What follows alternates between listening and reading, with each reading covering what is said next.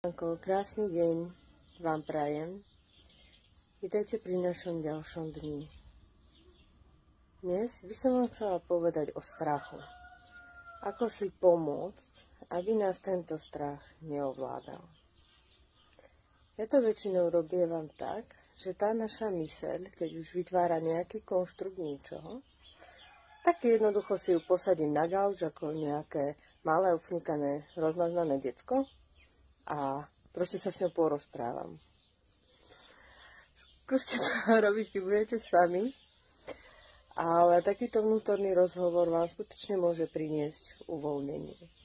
A poviem vám taký príklad. Rozhodla som sa nahrávať takto videá a už tá moja myseľ začala. A čo si o tebe pomyslia? A budú ti písať a budú hejty a takéto veci. A vravím, však ale pre niekoho tie slova sú určené, komu majú byť. A potom toto, a potom toto, a potom toto. A vy nájdete ďalší argument. A nakoniec, keď budete takto argumentovať a argumentovať, tak zostane ticho.